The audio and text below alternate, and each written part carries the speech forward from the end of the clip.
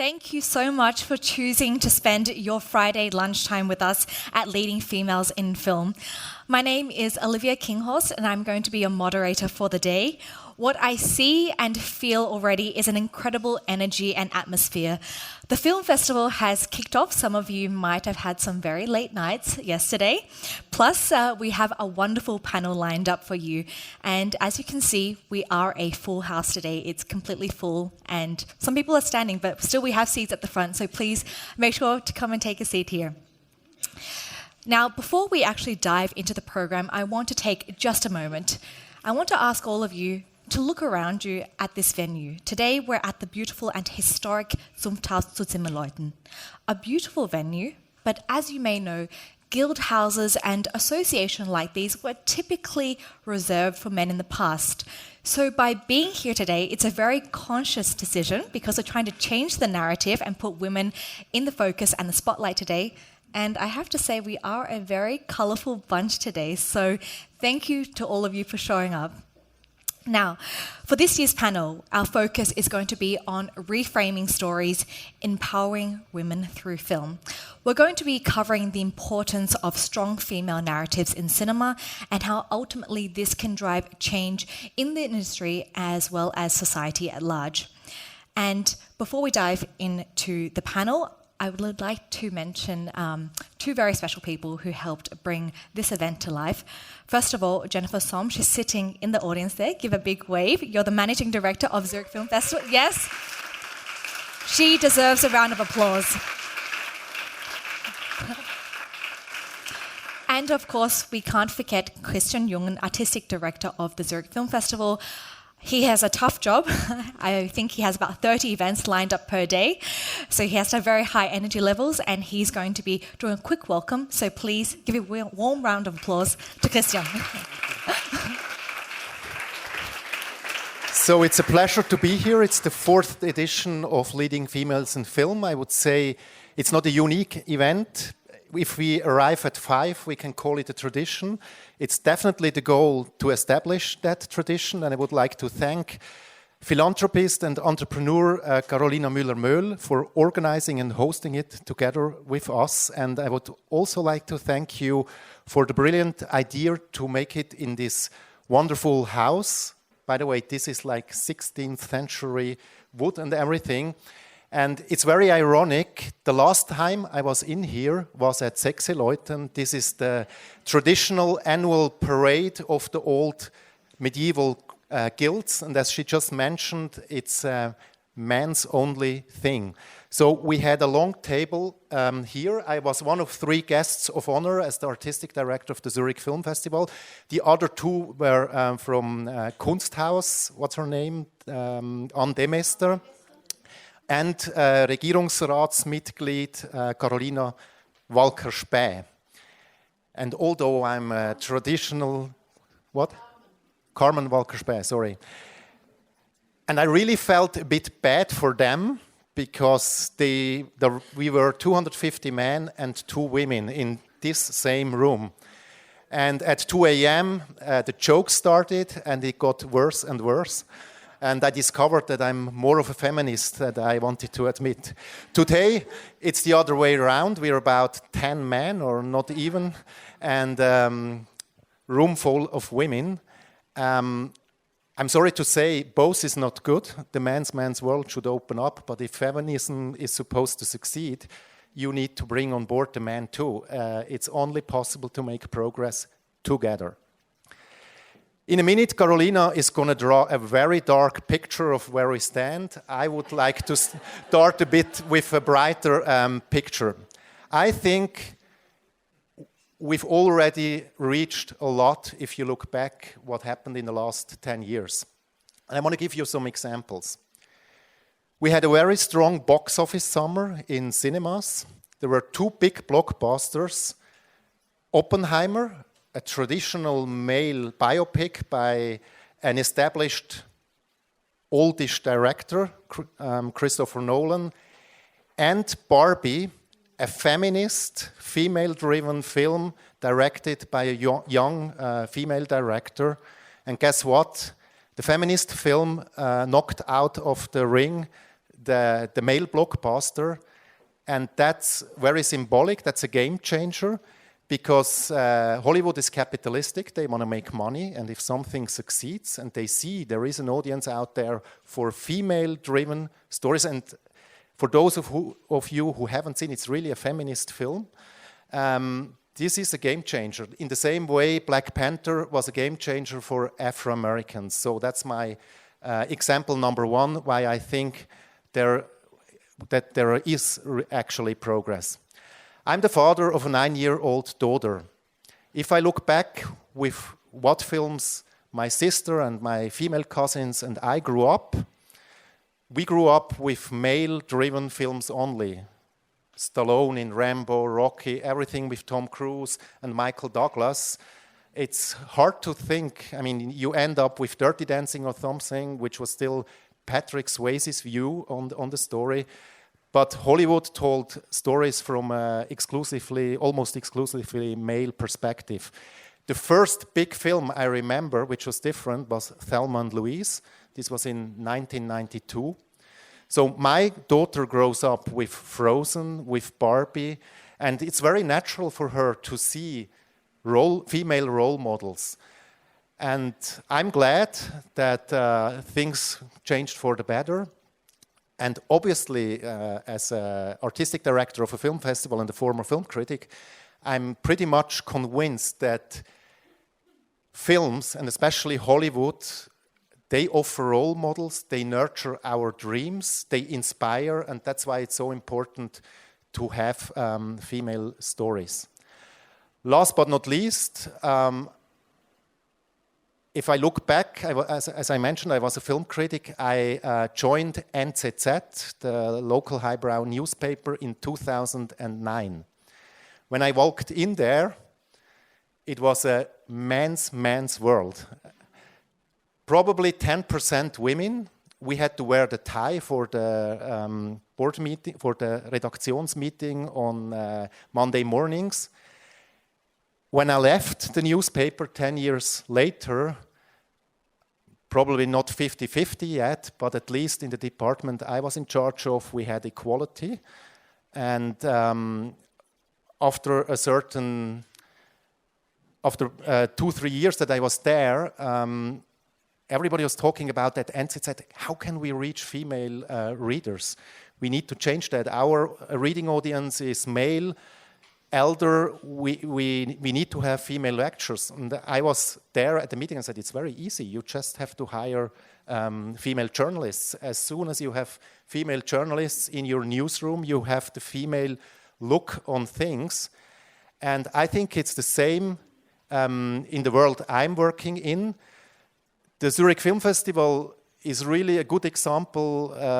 I'm not a huge fan of numbers, and I avoid mentioning them, even if when they would play in our favor, to say we have so and so many % of female directors and so many % of male. I don't think that's the goal, but at the festival, really, we have a good proportion. For example, the Golden Icon, I'm here for 4 years. For the third time, it goes to a woman with Jessica Chastain. We give a golden eye to Diane Kruger. But we never thought about it in a way, we need to find a woman or let's make a statement. But we have a very diverse team. For example, the program team that puts together the selection is composed, well, it's not so diverse, 6 women and 2 men. And that shows. So I'm a big believer in hiring the right people to have a diverse crew, and then you have other results. And I would like to thank Rita, who is running our industry department. I would like to thank Jennifer. You know, we have this new cinema called Frame now at Europa Allee, and she put a lot of energy in that. And I studied. I was very different. I was always in a more female environment. I have a sister, I have many female cousins, and I studied Italian. I was on 10 people, there was 1 man and 9 women at university, and I always felt very comfortable being surrounded by women. So I'm looking forward to this panel, and I want to hand over the microphone to Carolina by thanking you again, also for staying with us. The last years were a bit rocky to organize a festival, and all the more we appreciate your energy, your criticism, positive one and negative one too. You only can improve if someone tells you what's not going well. And please join me on stage, and I'll hand over the microphone to you. I wish you a good panel. Thank you very much.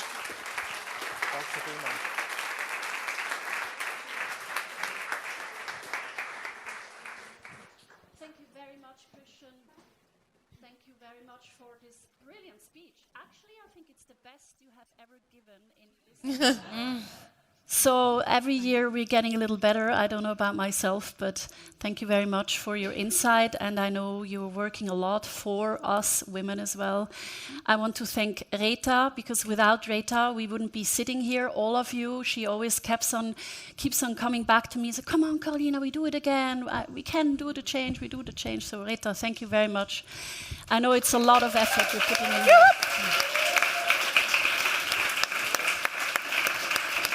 And of course, Jennifer, without you, all this wouldn't be happening, because you have to keep the numbers together. And I know it's been a rocky road for film festivals around the world, but especially also for the Zurich Film Festival, with all the different challenges we're facing. And I wish you good luck for the next coming years. It's going to be probably even tougher. But now, ladies and gentlemen, get ready for the inconvenient truth.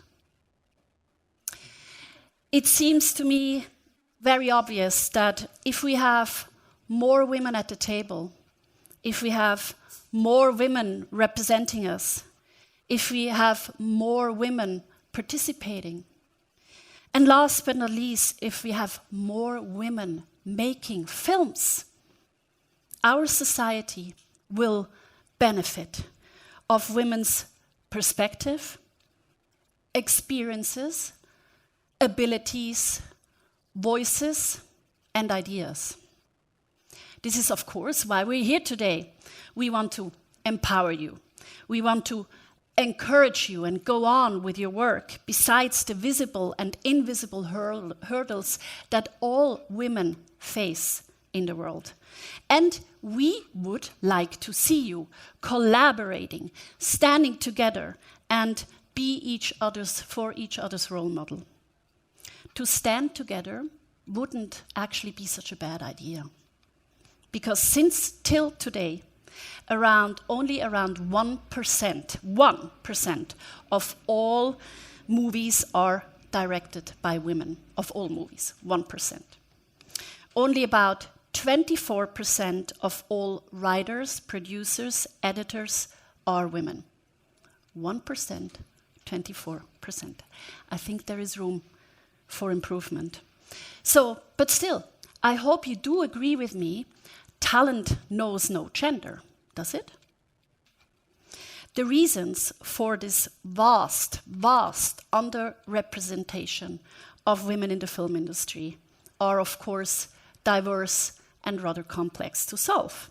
We, as the Task Force for Women and the Müller-Möhl Foundation, have, over the course of the last years, studied these reasons, and we have developed a set of answers that we are, of course, happy to share with you anytime. In the meantime, ladies, it's your turn. Who, if not women themselves, who, if not you in the room, could create change? Change through culture, change in culture, and with your work in the film industry. In fact, you have heard it before from Christian, as you know, films are essential instruments in changing traditional norms and behaviors. You do have the tools at hand to de-bias gender social norms, the norms that under-evaluate women's capabilities, the norms that prevent women from sitting in decision-making positions and sitting at these tables. I really do believe it's about to change this. So please join our task force for women. You can look it up on the internet. Who in the room is out for collaboration?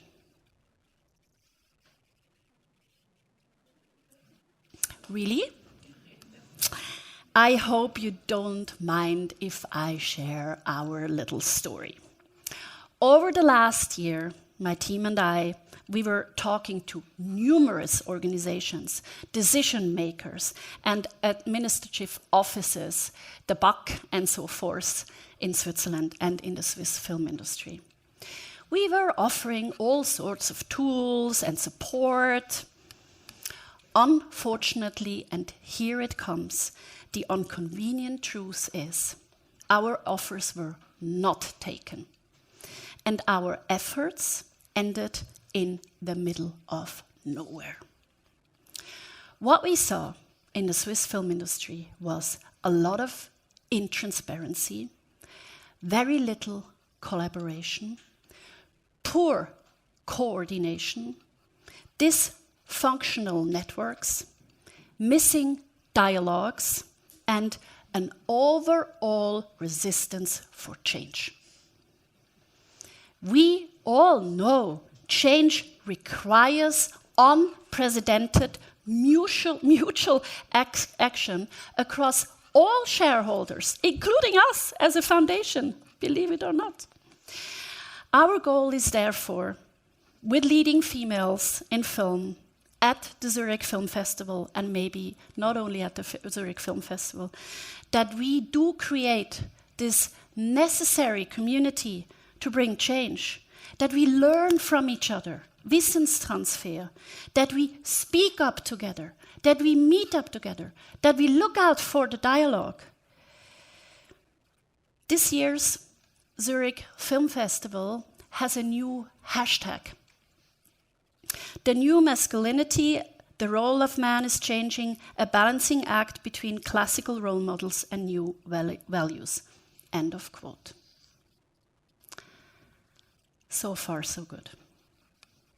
Everyone, men too, that has ever felt the burden of gender stereotype and the pain of discrimination, like women in Iran, like women in Afghanistan, and so forth, should be out there for change. We should have these hashtags, of course. For me, personally, it's a social obligation to help solve the fundamental problem of gender inequality. We need women and girls to succeed. We want to encourage the full participation of women, since this is how we build more resilient communities and a far stronger and society and economy, a sustainable economy. Of course, ladies in the room, women are not a charity case. Women are change makers in their own right. So please, let's do it together. Thank you.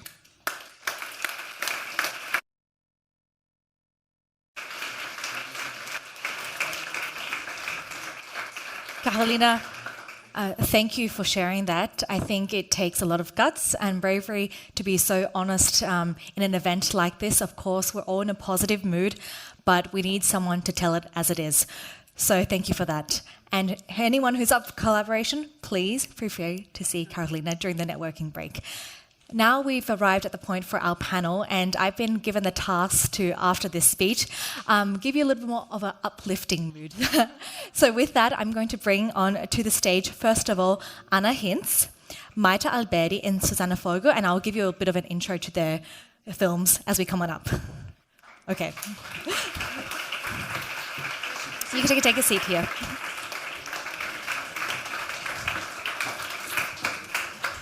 So I'm going to start right next to me. You made it just in time, Anna. You directed A Smoke Sauna Sisterhood. It's a documentary following women who have come together in a sauna in Estonia, very relaxing, but also to share the most intimate moments and their vulnerable side. And next up, we have Maita Alberti, director of The Eternal Memory. It follows the story of a man who wakes up one day and, due to Alzheimer's, doesn't recognize his wife. And through this journey, his wife tries to capture and record their daily life together. And then finally, at the end, we have Susanne Vogel. She's taken a very long flight to get here, she tells me, and she's the director of Cat Person. And in it, we follow a young girl who's working at a box office. I think she's 20. And she meets an older man, goes on a date, and starts to realize things are not what they seem. So I won't give too much away. I'll let you catch all of these films at the film festival. And just for our audience, we're going to be reserving a few minutes at the end for Q&A. So keep some of your burning questions there and we can get to a few of those. I'd like to start on a personal note because we talk about the films themselves, but I think you are all just as important as that. So for people to get to know you better, why don't you share some of the aha moments that led you to become a director in the first place? And maybe, Susanna, I think you have a childhood story there that you can start off with. Well, I'd always been interested in writing, and the way that I dealt with my social anxiety and awkwardness was to write about my classmates and my own role not having friends in high school. And then I started making short films about that in my kitchen with my friends, and actually ended up going to a film festival with one of them where in front of an audience of maybe 700 people at a Q&A, much like this one, a woman stood up and said, this movie is, desecrating this festival. This is a really prestigious festival. Why is this movie here? It's about nothing. It's about young women. What are you doing here? So basically, you were put down from the beginning. That was formative. I think it was... but actually empowering because it made me realize I would much rather make somebody really angry or really happy than make them feel nothing. So that was what I, in hindsight and with years of therapy, learned to conclude from that experience. But yes, that was a formative moment. That wasn't the moment that led me to try, but it was the moment that made me convinced I had to spend years defeating that woman. And look where you are today. Well, I hope she's watching this. Mm-hmm. But maybe she died. One can hope.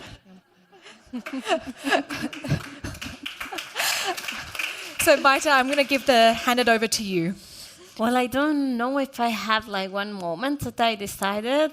You can imagine that teenagers or women in Latin America do not dream to be filmmakers because we didn't have role models. There were not cinema school when I finished the school, so I can think it was more organic. I wanted to be a film critic, and I studied art theory, and then when cinema schools opened, I entered because I wanted to write.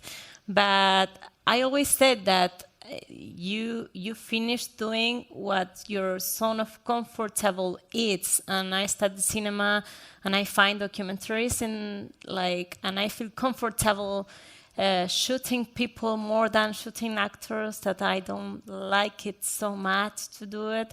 And that's how I start, but I don't know if it's there a moment. It's more an organic way to find it. And I think this organic process is common through all the directors on this stage. And Anna, why don't you tell us about how you ended up where you are today?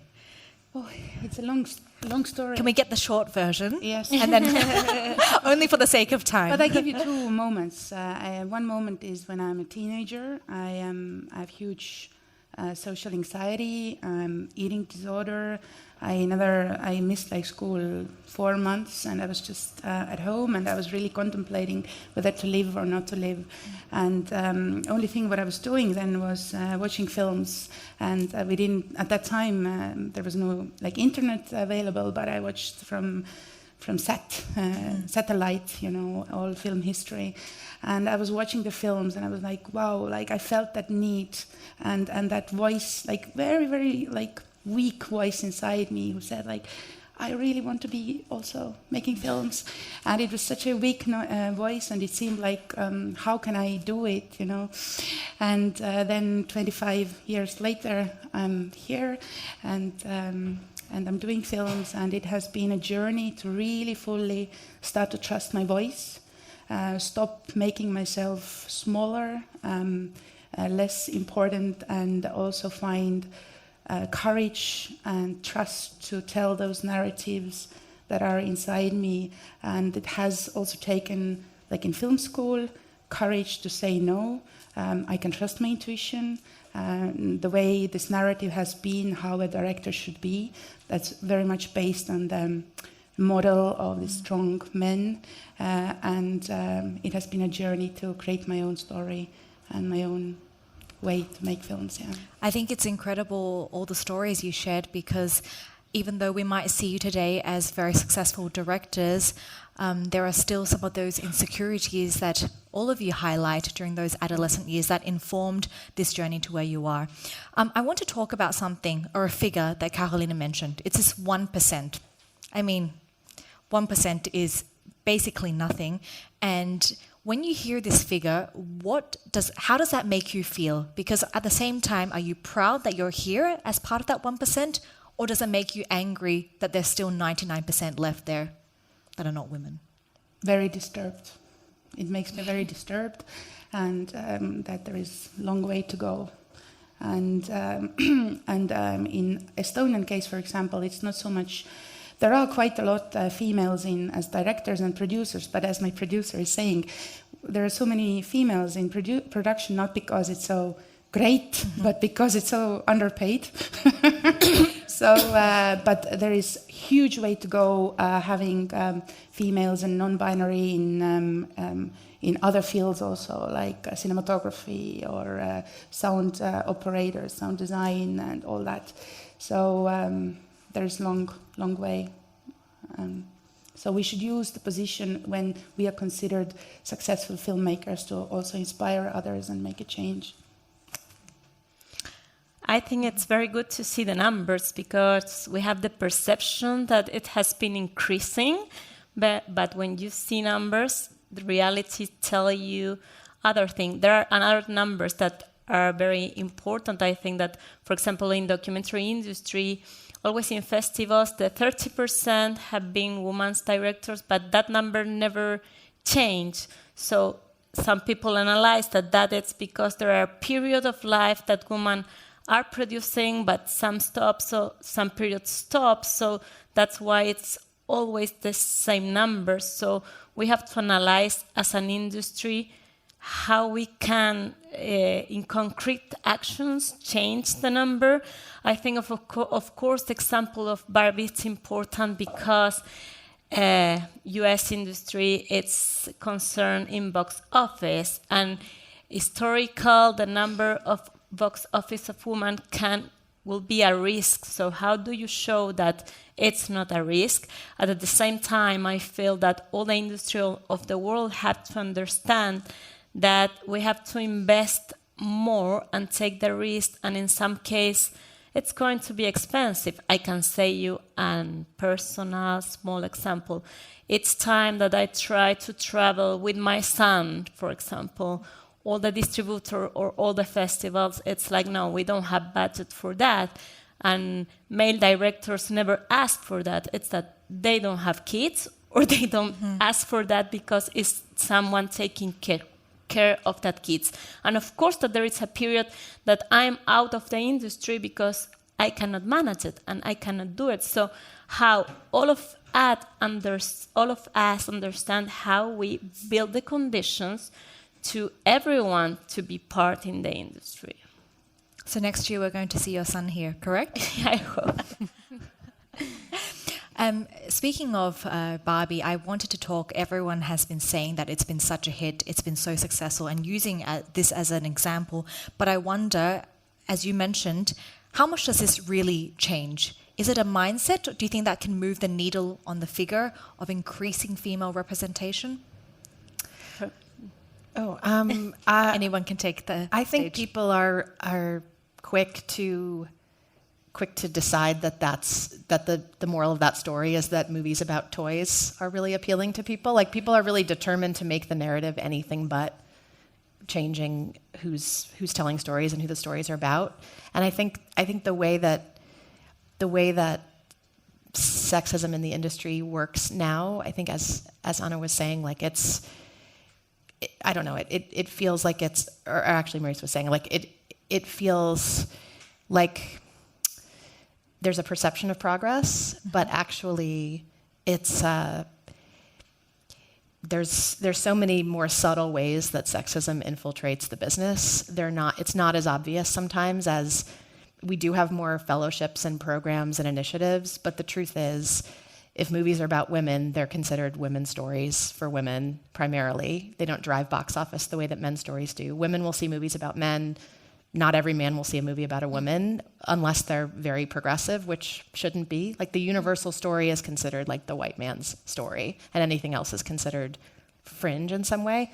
And it's just, in the culture, I don't agree with that, obviously, but that's still kind of the perception. And box office generally supports that. And with Barbie's success, I think there's been, some people can conclude, oh, movies about women will do well, but it's surprising how they'll contort themselves into trying to find another conclusion. Like, right. Mattel should make the other movies about dolls because doll movies are what people really want in the zeitgeist. It's like people just don't want to really, they're just resisting change, I think. Yeah. I don't know if you think And the tricky thing is that there is an industry thinking that woman is going to make films about women. And that is also a mistake, that we have been seeing films about women directed by men for years. And I think that we want to tell stories about men, or the kind of men that we want to represent, or how we want to see men in society too. So it's like to understand that it's a more complex comprehension of society to have both gender directing. I agree. I feel like you can tell when you get an opportunity as a director, which I'm very grateful that I have, but they're usually, you can see the conversation in the boardroom is like, we should really get a woman for this. This is a real women's movie. We should find a woman to direct it. And I think when it's and I think that if we're going to do that, then we have to discredit movies like The Shape of Water or Election, which were made by men and were great movies. I think there's a bit of a double standard there. It just wouldn't occur to people to send a woman a man's story, because I think there's a defensiveness around the idea that, well, they couldn't understand a male experience, but then there's a presumption that they could understand our experiences, I think. Speaking of the narrative and storytelling, I wonder if you could maybe just share a bit of insight into that, because obviously all of you come from such different backgrounds, that informs the kind of issues and perceptions that women have in that society, from Estonia, Chile, from the US. Maybe if you could give a quick overview of how that has shaped the kind of stories and issues you want to tell.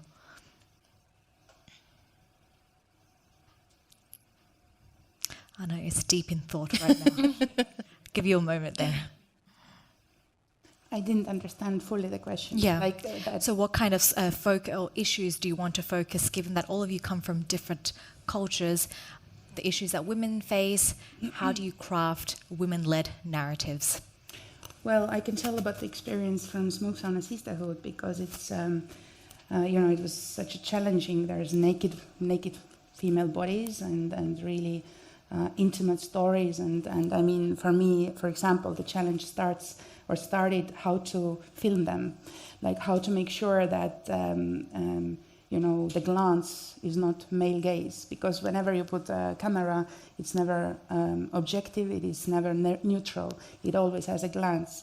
So really, like, finding the key that that you see the nakedness beyond how women bodies have been represented in media. So that, for example, was a challenge that we really tried out on my own body, and then also I want to talk about how this kind of stories or films or intimacy are often how we make the films. I see many problematics there also. For example, that I tried to change in in my film. How we did it, for example, for me it's very important that not to persuade anyone. Like when I invited people to be in the film, when I was very honest and transparent, and I think it's very important to do that. In film schools, at least in our film school, they taught the total opposite. That is kind of you have to manipulate, you're the great artist, and when you get the yes, then you have the right for that. So I changed that, and I was transparent, and when somebody said, I don't know, for me it was no. And really like including everyone, and also in film production, making that film, I didn't do these releases. I had really trust that in the end of the in edit, I show my version to the audience, to the women, and only then they say yes or no. So this is a different way of filmmaking that goes very much against how, for example, in Estonia, filmmaking and documentaries are still taught. So this is also important for me, like how we do it, not just subjects, but how we approach the filmmaking itself. And I mean, subjects, I define myself non-binary, so for me actually it's also important, always funny when I'm in these panels, like it's females, yes, I have female body, but also there's a long way to go for non-binary people and gender diversity, and we are very in the beginning there. Of course, we are only able to focus on one part of diversity in conversations like these. Maita, maybe you could share your experience from Chile, some of the issues that you have chosen to highlight as well. Yeah, I think it's always a challenge to find the issue, and as we have to do as filmmakers, it's to find a story that is particular and special and you have never seen before, and at the same time universal. And that things are contradiction, and it's very difficult to find it, but the universal is the feeling and the specific is the story.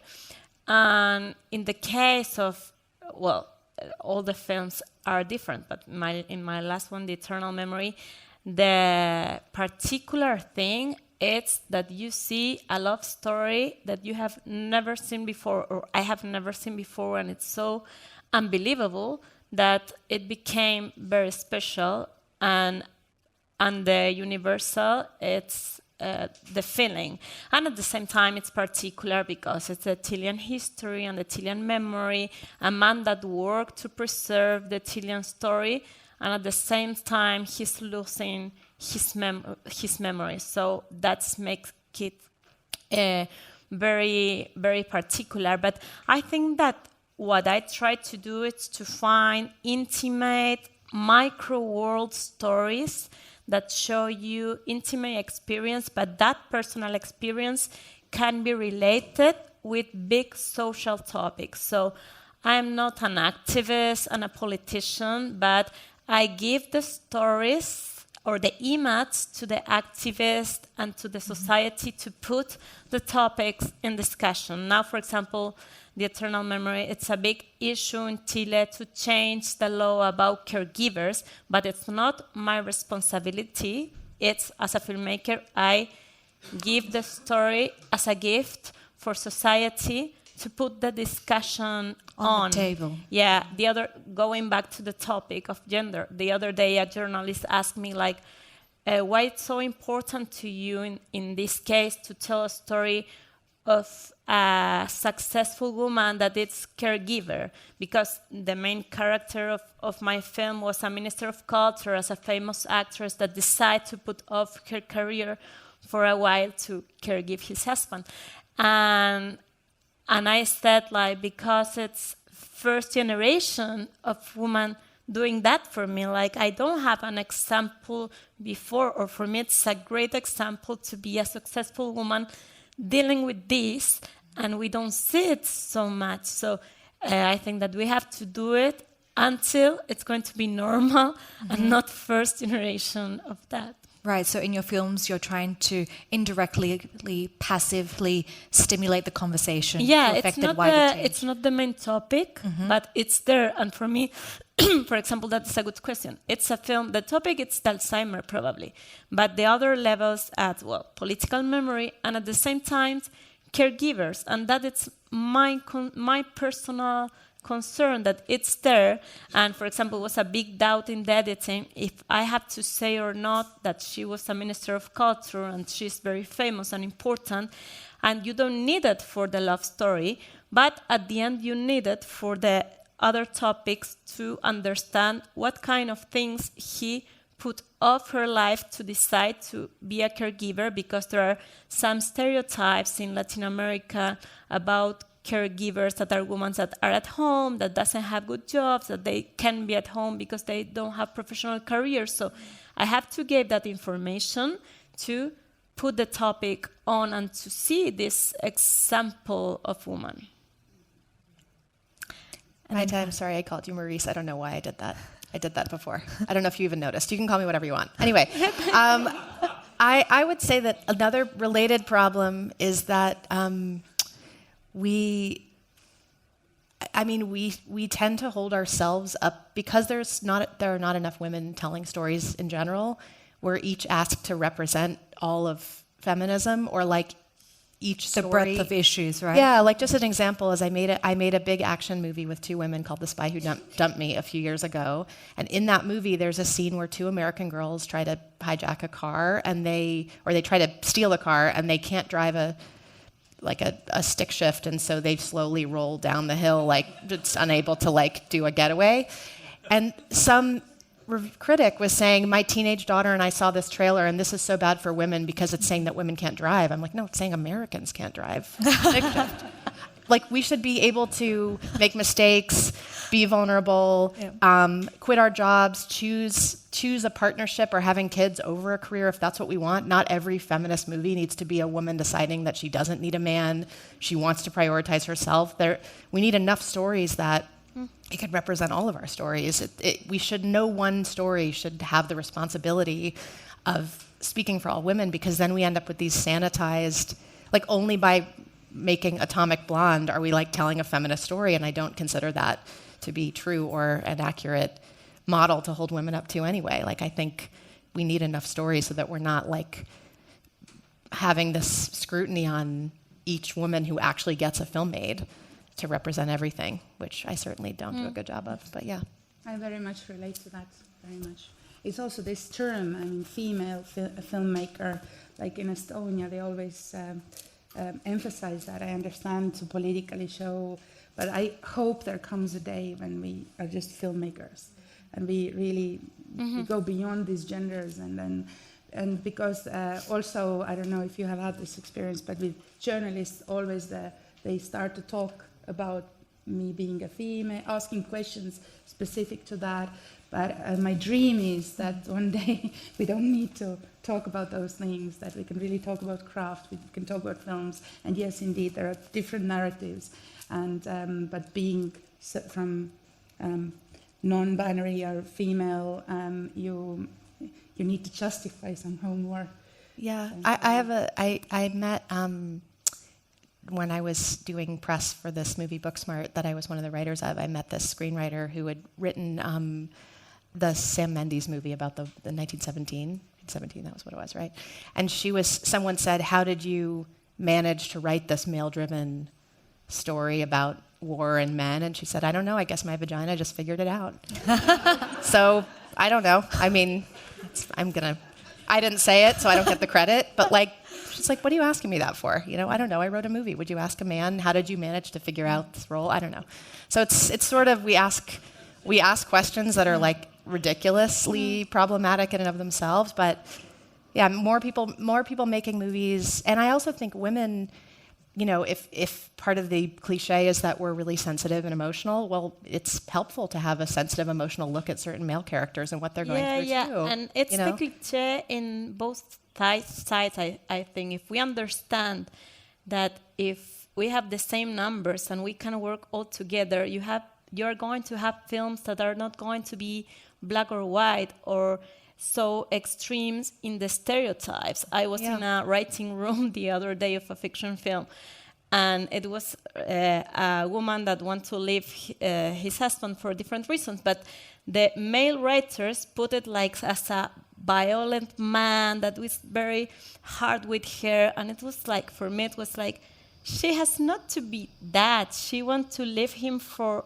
a lot of another reasons. It's not that you leave a man for that kind. So the stereotype of man was constructed for man. So, and in the discussion, they understand, and I think that we have now a character that it's more gray, not black or white, that you love him and hate it in some aspect. So really to understand the nature of humanity from both sides, I think. I agree. And I think to what you were saying earlier, or I don't remember who said it, but engaging men in the stories that we tell is really key because, you know, I think I had an experience where I was at a dinner and there was a male filmmaker, very established male filmmaker who had made some really like macho movies in the 70s, really great movies, but he was sitting next to me at this dinner and I started talking to him about what I was doing and he was so supportive and so encouraging. And then the next day I sat on a panel, this was years ago, but I sat on this panel of female women in film. It was all women in the audience, women on stage, and the narrative of the panel was like, men don't care about our struggles, we have to overthrow them and all of this. And meanwhile, I'd had this conversation with this very institutionally accepted male director. And I was like, this isn't really what I experienced, but I'm sure, but I also didn't see, I know that men like him wouldn't have come to that panel because they just wouldn't have known to come to it. People would have said, this panel isn't for you, but it has to be for them. Otherwise, we end up in a corner, like siloed in our own corner, trying to overthrow this institution, which is never really going to be overthrown. We just have to like work with people to change it from the inside. So if we just have this conversation in this room and we all affirm and confirm each other's opinions, then when we leave the room, there's not so many things changing if we don't engage men in discussion. And we are lucky because, well, we have 10. Okay, Christian left, so 9. But what would then be your message to the men sitting in this room who are in the film industry on how they can play a role in encouraging more of these female voices in the industry? Well, there's one man in this room who filmed my very feminist movie. Okay. He has a hat on. His name is Manuel. He's from Zurich. Give us a wave. But yeah, I mean, I've had wonderful experiences working with department heads who are men telling stories that center women. And those are some of my best collaborations, better than some collaborations I have with some female department heads too. Like, it's not so, everything doesn't fall along those gender lines. So I think the more men who are just open to working on stories about women, seeing films about women, you know, whatever, I think that's a good start. Just actually not just hiring each other, but also hiring men and bringing them into it is a big part of it, I believe. Yeah, I think the answer is to work together. I think that is the first step. It's collaboration. I agree. I would also want to stress on education. Like, for example, when I was in film school, then the committee, they said that we have no questions about your portfolio.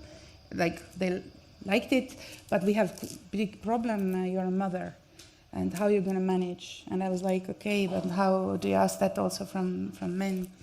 So I very much relate to how to have, and in my course there were no female cinematographers, only male. I think very much is got to do in our schools, how we teach film, what kind of narratives are taught, that there is diversity, and really to make sure that we support that. That's where, you know, all the talent grows also. And I would like to emphasize on that, if there are people here who can make some change there or notice. And since we do have quite some way to go, there's room for improvement. I would like to get your honest feedback before we move on to Q&A. How can events like the Zurich Film Festival, events like this where we organise panels focusing on female directors, how can we improve that and make sure, you know, how can we improve these kinds of formats that we really do see change and that we don't just have nice conversations about the importance of females in film? Well, you definitely want to have conversations like this because you also want to give women a space to talk about their experiences, a safe space to talk about it. So maybe it's just a matter of you have something like this and then you have a different panel that's like men talking about the challenges they found trying to be allies, trying to help women tell their stories, and women come to that panel and they come to our panel. Maybe it's just like we have this, we have the other, we have a fusion of it. Maybe it's just that, just trying to draw people into the conversation from both sides. I don't know, because you still want this, you don't want to not have this, but maybe there's a way to talk about the challenges of women in film from the male perspective as well, and then have like a more of a dialogue group conversation. I think so. Yeah, I think men, Yes. there are a lot of men who want to help, but they feel like they feel like people are telling them like it's not your time to do anything, just stop, So I think there's probably a receptive audience for that, men who want to participate in our change too, I would guess. Okay, so on that note, I'd like to open up the floor to questions. We do have a microphone going around, and if you have a question, just stand up, introduce yourself, and feel free to direct any of the questions to our directors here. So, who is willing to kick things off? Yes, we have a question right here in the second row. So I was wondering, the whole topic about funding a film has not been mentioned, if that plays a big role, and if you realize that as a woman it might be more difficult to find funding because often it's the men who fund the films. So what is your experience with that? Can I answer that? You take it. Or It's on. yeah. No. Okay. So thank you. It's very funny. For the Smoke Sauna Sisterhood, when I asked first money from the committee, mostly there were men, but some women also, and they said it's ridiculous. They haven't seen this kind of film. They didn't give money, and they gave me the reasons. And this year, when I got this award in Sundance for Best Director, then the committee was later telling me, like the jury people were having drinks, and they were telling me exactly the same reasons why in the beginning I didn't get the money. But they were the reasons, the points that they really highlighted. So it's super difficult, very important question. How then, when you are put down or when you are making films that are not typical narratives, or they are intuition driven, or female things, then how to keep on going that journey till you get support and money. And unfortunately, several of my colleagues have dropped this filmmaking because of that lack of money and this constant fight. Mm-hmm. Another question from the audience. Let's see. How many women do we have here, I think? Come on. We do have a burning question. Yes. And maybe you can also introduce yourself as well. So I'm Astrid von Stocker. I used to do television, produce and host at Swiss National Television, and now I'm entrepreneur and changed my career completely at a late stage. And I always thought women, when they are asked to take responsibility or asked to get out in the spotlight, they are often afraid of doing that. So how can we change that? How can you change from within the female filmmakers to support younger women to have self-confidence, to step out, to take responsibility, and show they can do the same as men do. Yeah. I think the microphone is staying with you now, Anna. Okay, I just because it's very dear to me. This question. What I do is like in Estonia, I meet the students, and I do meet them, and we really talk. And we just recently there was a summer school, and there were students who came and showed their student films. And I was like, oh my God, they still teach these old ways, you know, and how a film should be made, and then, you know, doing this kind of inspirational talk to open their minds and inspire to find their voice and trust that voice. And I really feel a lot we can do in education.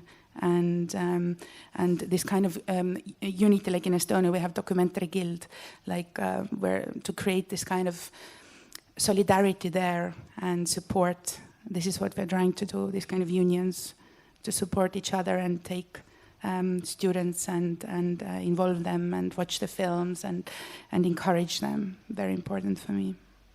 Yeah, it's dialogues. I think that I understand that now we have more role models of women directors for students than 10 years ago, of course. But at the same time, I think there are dialogues necessary between directors too. I have a very good experience 3 years ago with a scholarship that was called Chicken and Egg, that it's an award in the US, that it's 1 year of consultations for directors that are in the third film, because they realize that women make 3 and then cannot go up in their careers. And they choose 5 directors of different parts of the world that we were on that point of our careers. And it was 1 year training for all of us to really can make more films after that. And it was amazing because it was kind of situations that you share, and you have consultant that you see that the other one is in this very same position.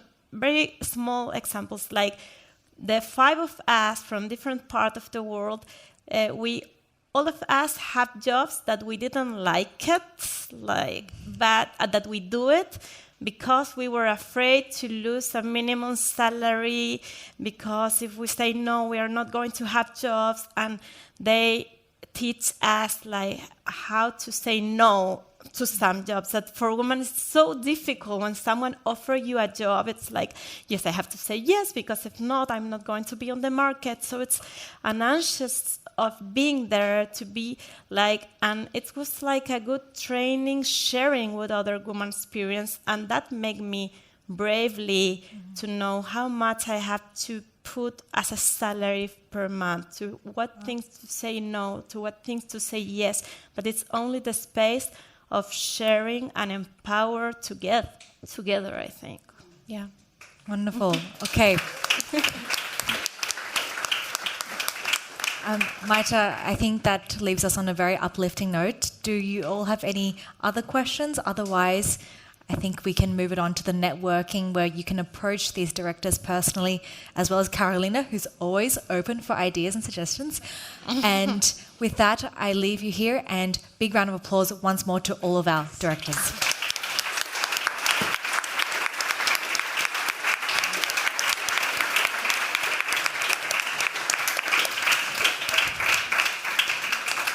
Big thank you, of course, to all the organisers who helped put together this event. And to put one more female in the frame, Gübelin is kindly a sponsor of this event. So if you're interested in their exhibition, the jewellery designer, Vanessa Martinelli, is there to walk you through it. So thank you very much.